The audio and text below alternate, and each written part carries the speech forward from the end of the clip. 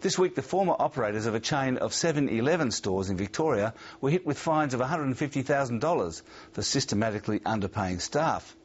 It's just one of around 25,000 claims the Fair Work Ombudsman deals with each year, which leave Australian workers millions of dollars out of pocket. But not all the cases are deliberate efforts to defraud employees.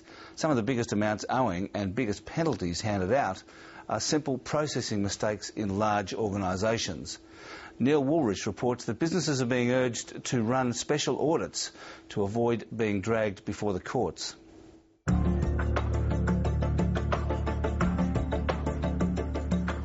How are you going? For thousands of young Australians, working behind the counter at McDonald's has been a rite of passage. Just with a coffee or orange juice this morning? Orange juice, please. And while many are getting their first taste of workplace responsibility, it's also their first chance to put an employer to the test, especially on the delicate issue of pay. A lot of the crew at Macca's are school kids, so they put a lot of faith in the management team to make sure they're looked after. And the management team, a lot of whom started as crew themselves, usually can be trusted to have the best interests of the workers at heart. I've worked for McDonald's, the company side of things, for just on 12 months now, and as I said, on a week-to-week basis, I believe I've checked my pay slip once. However, to me, that actually outlines my trust and the reliability as McDonald's as an employer. But for others, their workplace experience has left a bitter taste. Mohammed Yulat Thodi is an international student who worked at a 7-Eleven in Geelong for 4 years. He was underpaid $25,000 after the store's former owners doctored his timesheets.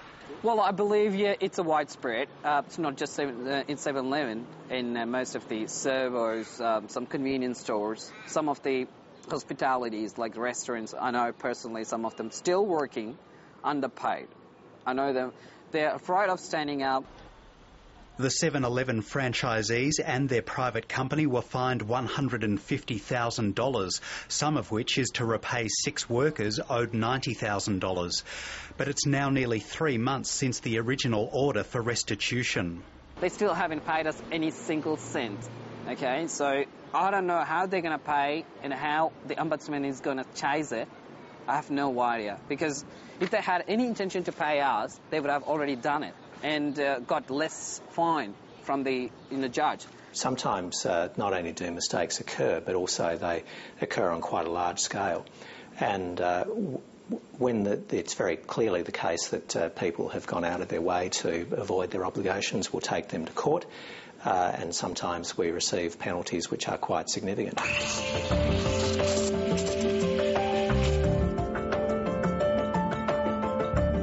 But policing hundreds of thousands of workplaces is beyond even the most heavily resourced federal agency. So now the Fair Work Ombudsman is throwing part of the responsibility back onto big employers themselves.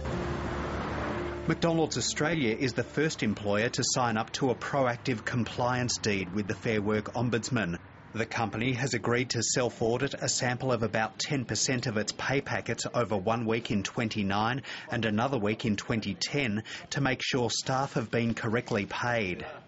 For a lot of the crew who are paid hourly, it's more important to check it closely.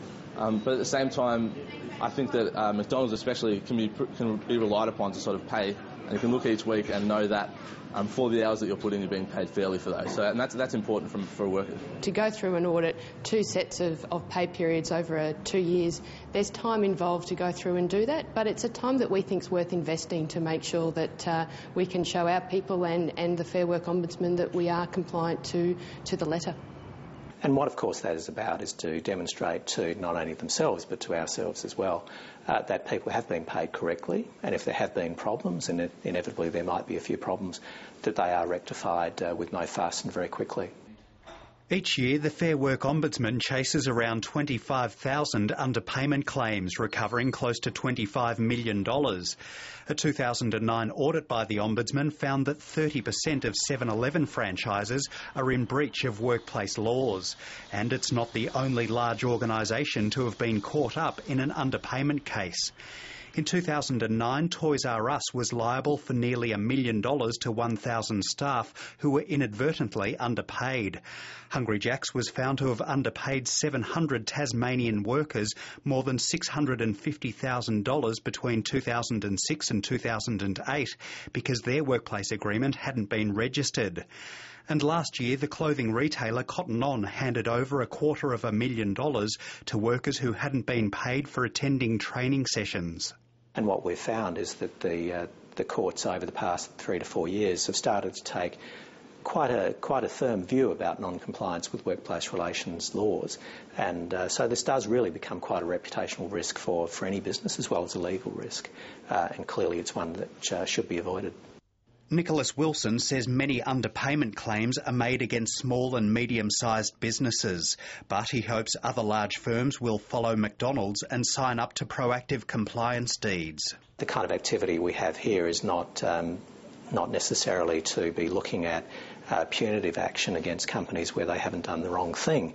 Rather, these kind of deeds are about trying to provide assurance to the workers that everything is going quite okay. We also see it as part of continuous improvement, so we do have very robust processes in place to audit our restaurants and make sure that we do have the best practices in place at all time, but it's always good to bring in an outside body to review those and see if there's opportunities for us to improve them. The challenge now for the regulator is to get more big firms to sign on and help to weed out the rogue operators with